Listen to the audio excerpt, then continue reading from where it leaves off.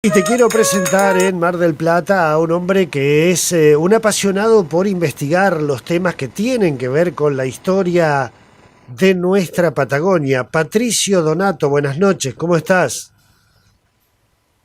¿Qué tal, Sergio? Buenas noches. Un gusto estar de vuelta acá con vos. Bueno, viste que recurrimos cada tanto a tus investigaciones, a tu pasión por conocer y hacernos conocer estas cosas que tienen relación con nuestro sur argentino. Hemos hablado muchas veces de la cantidad de historias, leyendas, mitos que encierra nuestra Patagonia desde años y años, quizá por la ubicación, quizá por lo inhóspito. ¿Por qué será que hay tantas historias alrededor de nuestra Patagonia, Patricio? Bueno, qué sé yo, es curioso, pero bueno, el nombre Patagonia siempre evoca justamente eso, esa cuestión de soledad, de algo infinito, de algo misterioso, de enigma, no sé, desde el principio, ¿no? Desde que yo, Magallanes ya dio la vuelta al mundo y pasó por acá, ya es como que dejó esa impronta de tierra de misterios, ¿no? Con todos sus relatos, y bueno, eso después se ha visto enriquecido por numerosos viajeros. Pero sin duda el hecho de estar lejos, de tener un clima a veces un poco hostil o difícil y esa geografía tan extensa me parece que alimenta mucho la imaginación. Ya con el relato de Antonio de Pigafettas, ¿no? Ahí ya empezamos a ver la descripción que se hacía de estas tierras, de las personas Ujú. que habitaban Sí, estos sí. lugares. Pero bueno, en el extremo sur de nuestro continente, en el extremo sur de nuestra Patagonia, los mares allí de la provincia de Tierra del Fuego, del sur de la provincia de Santa Cruz, esos mares han incluido historias tremendas. Y a mí me gustaría que nos contaras de algunas de estas historias tétricas del fin del mundo, Patricio. Bueno, sí, justamente, como decís, el extremo sur justamente es donde la geografía y el clima es más severo todavía, y eso creo que también alimenta más o exacerba más la imaginación, ¿no? Por ahí muy tormentoso, noches largas, oscuras, bueno, eso debe alimentar mucho. Y bueno, la historia que por ahí no, por la que hoy estoy acá, es una historia, podríamos decir, una historia de fantasmas que gira en torno a un barco. ¿Sí? Un barco que aparece de la nada, digamos. A ver, vamos a ponernos en contexto. Vamos a poner año 1913. Hay un vapor británico, el Johnston o Johnson, depende según la fuente, cambia a veces el nombre, que se encuentra en la zona del Cabo de Hornos, o sea, ahí donde se nos termina el continente americano, se encuentra con un velero a la distancia que luce deshecho, o sea, con todas sus velas rotas, todo muy descuidado. Intentan hacer señales para ver si tenía algún problema, para asistirlo, y del otro lado nadie responde. Entonces, bueno, ven que el barco está como a la deriva cerca de unas rocas, así que el capitán decide acercarse a ver qué pasa. Entonces manda a un oficial junto a unos 5 o 6 marineros en un bote a acercarse y ver qué estaba ocurriendo con ese velero. Cuando se acercan, sí, divisan que el estado general del barco es calamitoso, ¿sí? O sea, flotaba de milagro, y distinguen su nombre grabado en la popa, que era el Marlborough de Glasgow. ¿Sí? Ahora voy a comentar un poquito de este barco, pero vamos a seguir con el relato, ¿no? Para no romper la magia. El primer oficial sube con los marineros, abordan al barco, y lo que se encuentran ahí es lo que yo sostengo que es propio casi de un relato de Edgar Allan Poe, ¿sí? Porque se encuentran con un escenario, a ver, háganse la imagen, se encuentran por ejemplo con el capitán abrazado al timón, pero un esqueleto del capitán, literalmente. con sus ropas raídas y mohosas, colgando del timón, y, y recorren el barco y se encuentran con el resto de la tripulación en distintos lugares, todos reducidos a esqueletos, con sus ropas, sus uniformes desgastados, carcomidos, todo el, todo el barco semipodrido, eh, la, todo lo que es papel y demás destruido, los registros, el libro de registros del barco, todo destruido. Una escena de pesadilla. Claro, como si hiciera Estos, años que estaba a la deriva y que esta gente murió en su puesto y ese capitán aferrado al timón murió allí y exacto, quedó, bueno, quedó muerto, pero quedó el esqueleto aferrado a ese timón. Muestra de que hacía años ex, y años que andarían a la deriva. exacto. Este pedacito de la historia termina justamente en que, bueno, el oficial y los marineros vuelven al Johnston, horrorizados por lo que ven. Esa noche la tormenta sigue y al otro día el barco ya no está. ¿Cómo no ¿Sí? está? Como si fuera... El barco ya desaparece. O sea, eh, los marineros vuelven al Johnston, pasa la noche con una tormenta que recrudeció y al otro día se fue. Como si fuera un cuento de hadas, desapareció el Marlborough. Y se quedaron, o sea, absolutamente pasmados. Claro. Ahora, entonces, ahora vamos, o sea, hasta acá la historia, ya lo digo, podría haber sido un relato de Poe tranquilamente, un cuento de fantasmas o de misterio. Ahora, ¿existió un barco que se llamase Marlborough de Glasgow que pudiese haber estado en el Cabo de Hornos? Y sí, existir existió. Por eso es que justamente esta historia en su momento prendió mucho y se la dio por válida. Ajá. Era un barco que había desaparecido 23 años antes. ¿Sí? Estamos en 1913. El Marlborough era un barco de 1890. ¿Sí? Era un velero británico que zarpó desde Nueva Zelanda en enero de 1890 y se dirigía justamente a Londres, tomando el camino del Cabo de Hornos. El barco ese desapareció, nunca llegó a puerto y nunca más se supo de él. Se lo buscó en su Ah, momento, lo buscó una corbeta inglesa la Garnet, en 1891 la estuvo buscando porque había un rumor que decía que se había hundido en Bahía de Buen Suceso y que es Tierra del Fuego, del lado argentino, y que estaban ahí los náufragos, pero nunca encontró nada. Y así el Marlborough desapareció del mundo en 1890.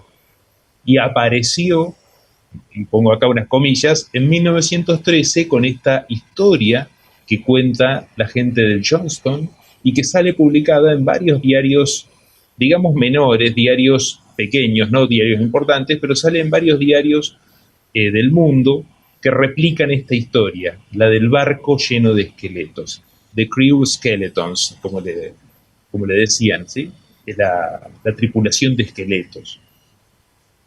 hasta aquí, Este, Patricio, tenemos elementos que, bueno, fundamentan o donde se asienta esta información o esta versión. Tenemos un barco que había desaparecido 23 años antes. Tenemos una uh-huh. tripulación que en 1913 dice, sí, fuimos, subimos a ese buque que estaba destruido con los esqueletos, la información de los medios de comunicación. O sea que hasta aquí tendríamos una versión bastante cercana a la realidad, pero a vos no te convence. Claro, hasta acá, y yo te puedo asegurar que me encantaría que esta historia fuese cierta porque es una cosa asombrosa, ¿sí? Claro. Entonces, hasta acá tenemos una historia, un barco desaparecido, 23 años después, otro barco una tripulación que lo encuentra a la deriva, encuentra esta situación dantesca con todos los esqueletos ahí como que estuvieron aferrados hasta el último momento haciendo sus tareas para quién sabe zafar de qué peligro y que no lo lograron, ¿sí? Y la cobertura, ya le digo, de la prensa. Ahora, el problema es que la historia presenta varios puntos flojos, ¿sí?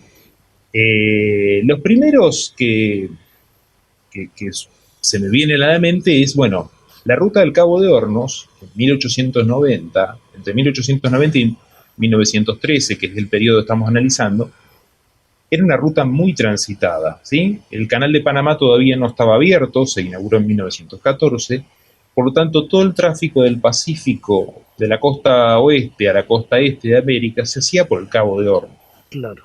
Entonces, a priori suena raro que durante 23 años ningún otro barco se topó con este velero, ¿sí? Está bien, el mar es grande, pero había un tráfico interesante por ahí.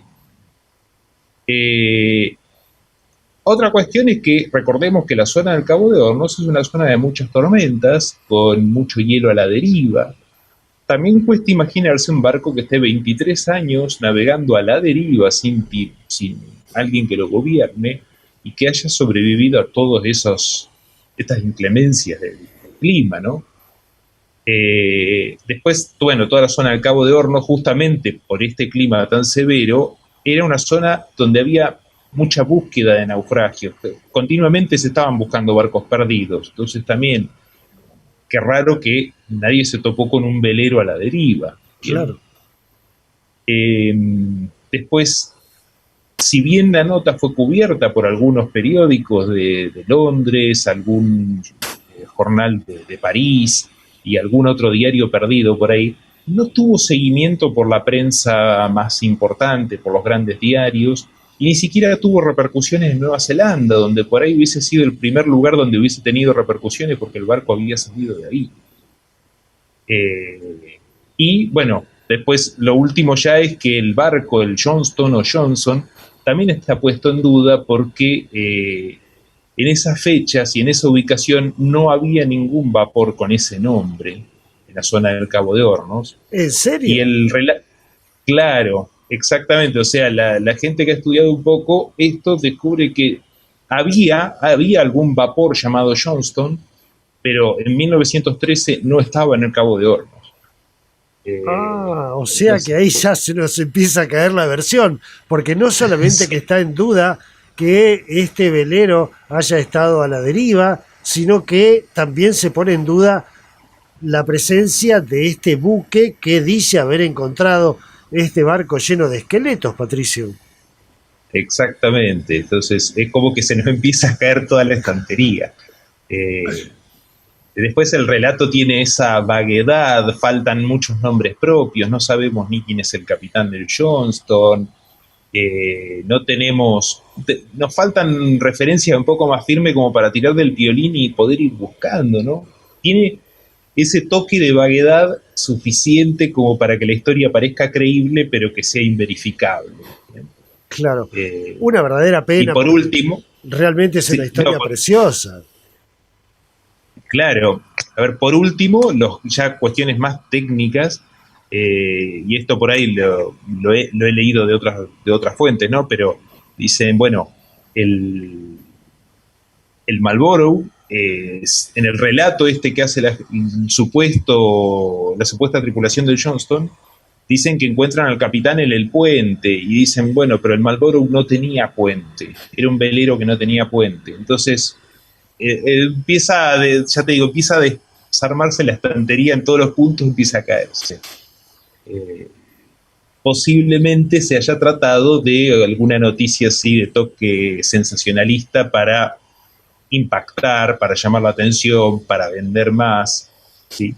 Pero bueno, ha sido una nota que se ha replicado durante décadas y bueno, buscando un poco, aparecen durante sucesivos años retornos de esta nota, ¿no? Como que siempre se vuelve a estudiar el caso. Bueno, últimamente ya se lo toma casi como una historia de folclore. Es que el periodismo existe hace tantos años, Patricio, y necesitamos a veces reflotar viejas historias, hacerlas como actuales, y es posible que esto también haya pasado. Pero bueno, estas historias o leyendas o mitos sobre barcos fantasmas en alta mar son bastante comunes, ¿no? Se las encuentra en varios relatos, inclusive en nuestro continente americano. Sí, sí, a ver, las historias de los barcos fantasmas son centenarias, o sea, son muy antiguas. Sin escarbar mucho, uno pone barco fantasma en el buscador, va a encontrar docenas de referencias, nos va a aparecer el famoso caso del Mari Celeste, un velero que se encontró en el Caribe sin tripulación, en una situación toda muy misteriosa, donde según dicen estaba hasta la comida servida y tibia, pero no había nadie arriba del barco. Bueno, historias como esas plagan los siete mares, por llamarlo como de manera folclórica, y en el continente americano también las hay. Yendo a un caso más moderno, en, pero yéndonos al otro hemisferio, ¿no? A Canadá, hay un caso documentado, ese sí, documentado, podríamos decir, de un barco fantasma, en pleno siglo XX, que era un barco de transporte que se usaba en el Ártico, se llamaba Baichimo, que quedó apresado en el hielo en la década del 30 y bueno, la tripulación lo abandona porque creen que ya está perdido el barco.